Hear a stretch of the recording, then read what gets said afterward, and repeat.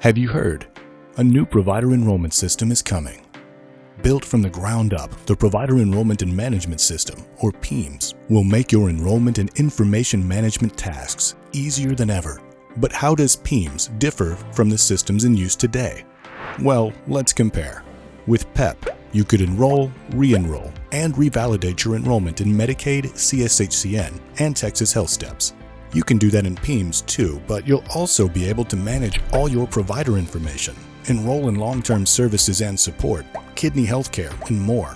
Previously, enrolling in multiple programs resulted in multiple TPIs being assigned. But with PEMS, everything is simplified, managed under a single NPI or API. And unlike PEP, which required you to enter your NPI or API data several times on the ownership, licensure, and disclosure sections of the application, for example, PEMS asks for your NPI or API once and populates it wherever it's needed. Once you've entered your NPI or API information, you won't be locked into completing your application in a specific order like you were with PEP. While there are some dependencies, in most cases, PEMS allows you to complete your application in the order that works best for you. With PEP, completing an application meant physically signing some paper forms, then mailing or faxing them in. But PEMS is paperless, so you can start online and stay online. With PEP, deficiencies could be difficult to identify and correct. If you needed more information or help, calling TMHP was sometimes necessary. With PEMS, deficiencies are clearly marked, and instructions are provided on the screen to help you resolve them. This level of detail reduces the amount of time it takes to complete your application and minimizes the back and forth between you and TMHP. When you're ready to sign and submit your application, designating signatories and collecting signatures is easier than ever before. There's no need to create multiple accounts and logins anymore. With PEP, there was no time limit to resolve an application's deficiencies.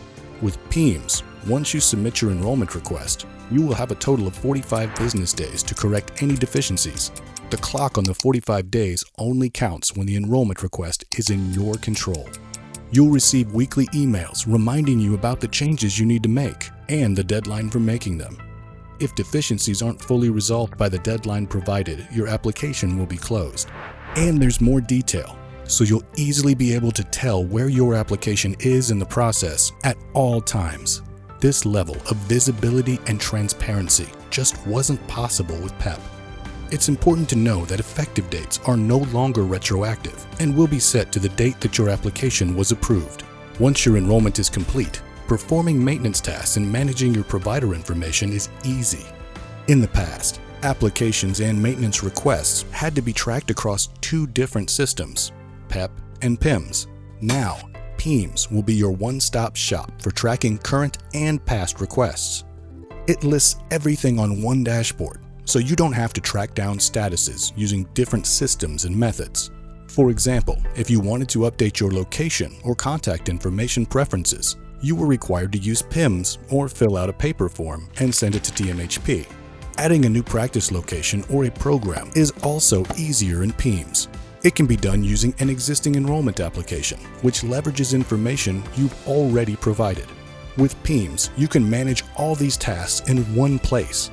Not only that, but these kinds of updates can be submitted quicker, and some are even approved in real time.